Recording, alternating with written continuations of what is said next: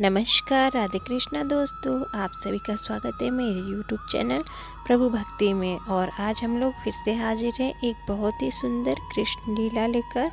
तो हमारे नटखट कान्हा की एक और लीला हम बताते हैं आपको। तो होता यूँ है, एक बार सुबह सुबह ही मैया अपने लाला को नहला धुलाकर तैयार कर देती हैं। नन्हे कान्हा को पीला झबला पहनाकर सुनहरी डोरी से उसे बांध देती हैं। नन्हे नन्हे पैरों में पायल और हाथों में बाजूबंद पहना दिए। घुंघराले बालों पर एक चोटी बांधकर उस पर सुंदर सा मोर मुकुट भी सजा दिया है। कमर पर सोने की करधनी बांधी है और मस्तक पर कस्तूरी चंदन का सुंदर सा तिलक भी लगा दिया है। मैया ने जैसे ही कान्हा के विशाल नैनों में काजल लगाकर हाथ में उनकी मुरली थमाई कि कान्हा ने गजब कर दिया। कान्हा भागते हुए आंगन में गए और जमीन में लोट-पोट कर सारे शरीर में ब्रज रज से धूल धूसित कर लिया और हंसते हुए यशोदा मैया के सामने आकर खड़े हो गए। उनके आगे दो नन्ही नन्ही दंतुलिये मोटे मोटे गालों के बीच से दिखाई दे रही है। कान्हा जी की इस अद्भुत और अलौकिक मोहिनी छवि पर तो सूरदास, हरिदास, रसखान और ना जाने कितने ही रसिकों ने अपने सारा जीवन न्योछावर कर दिया है। अचानक कन्हैया मैया के सामने जाते हैं और बोलते हैं, मैया मैया बताओ ना मैं कैसा दिख रहा हूँ। कान्हा ने शरारत से हंसते हुए फिर से पूछा, मैया बताओ ना कैसा दिख रहा हूँ। मैया ने देखा तो अचंभित हो गई। कहा, थोड़ी देर पहले ही श्रृंगार किया था और अब यह क्या वेश तुमने अपना बना लिया है। कान्हा का पूरा शरीर, वस्त्र और श्रृंगार सब पर रज लग चुकी है, ब्रज की रज।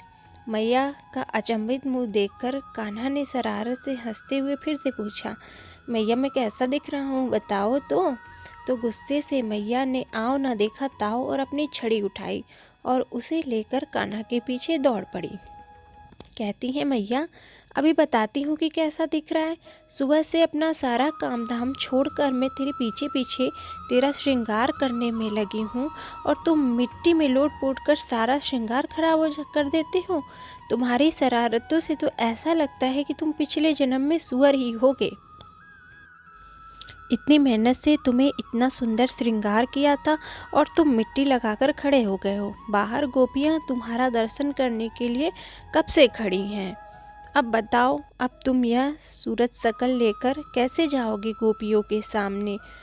अब कन्हैया जो थे वो सोच में पड़ गए कि मैया ने तो अभी मुझे सुअर बोला और मैया तो बड़ी ज्योति से, उसे मालूम भी है मैंने एक बार वराह अवतार धारण भी किया था और मैया तो बहुत बड़ी ज्योतिष निकली, उसे तो पता है कि मैं सुअर भी था।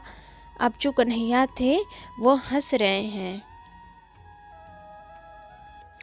कन्हैया बार बार यशोदा मैया को चिढ़ाते हैं और मैया उनके पीछे छड़ी लेकर दौड़ती हैं, पर इतने शरारती कान्हा को कौन पकड़ पाया है।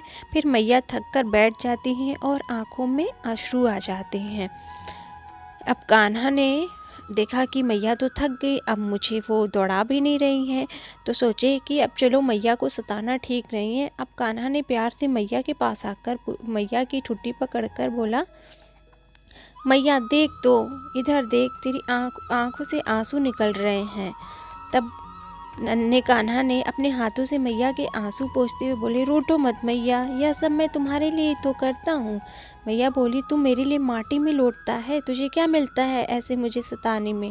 अब कन्हैया बड़े मासूम और भोलेपन से अपनी तोतली भाषा में कहते हैं, देख मैया, तू मुझे सुंदर श्रृंगार करती है, लेकिन अगर इतना सज धज कर मैं गोपियों के सामने जाऊँगा ना तो गोपियाँ मुझे कितनी सारी नज़र लगा देंगी और मैं बीमार पड़ जाऊं तो फिर तुम रो रो कर मुझे कभी किसी वैद्य के पास ले जाती हो, किसी बाबा के पास लेकर घूमती रहती हो।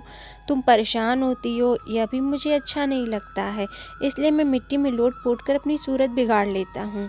और सुन मैया, कन्हैया और भी ज़्यादा मासूमियत से बोले, बहुत सी गोपियाँ मुझे गोद में उठाती हैं, बहुत सी गोपियाँ मुझे चूमती हैं, तो मैं किसी गोपी की नज़र तो मुझे लग जाएगी ना और मैं बीमार तो पड़ ही जाऊँगा, इसलिए मैं अपना श्रृंगार खराब कर लेता हूँ ताकि मेरी मैया को कोई परेशानी ना हो। अब तो मैया ऐसे तोतले वचन सुनती हैं कान्हा के, तब तो उनका गुस्सा जो होता है वो दूर हो जाता है। अब मैया ने कन्हैया को अपनी गोद में उठाकर उनके मुख को चूमती हैं और फिर एक तिनका लेकर कन्हैया के ऊपर से फिरा फिरा कर नज़र उतारती हैं और बोलती हैं कि मेरे लाल को किसी की नज़र ना लगे, भगवान मेरी लाल की रक्षा करना। और कान्हा जी को भवन के भीतर ले जाती हैं। बाहर गोपियाँ कृष्ण दर्शन के विरह में तड़प रही थी। इस लीला से कन्हैया ने गोपियों को विरह आनंद प्रदान किया था। आशा है कि आप सभी को इस लीला में अलौकिक आनंद की अनुभूति हुई होगी। श्री बाल गोपाल की जय हो। ये बाल लीला बहुत ही अच्छी, बहुत ही प्यारी है, आप लोग ज़रूर सुने। और कृष्ण जी की बचपन की लीलाएं तो सभी ही अच्छी हैं और कितने ही सरल स्वभाव से कृष्ण जी के जो अपनी बात कहते हैं वो बहुत ही आनंददायक होती है। तो आप लोग चैनल पे नए हैं, चैनल को सब्सक्राइब, लाइक, शेयर करें और जुड़े रहें ऐसी और कहानियों के लिए। राधे राधे।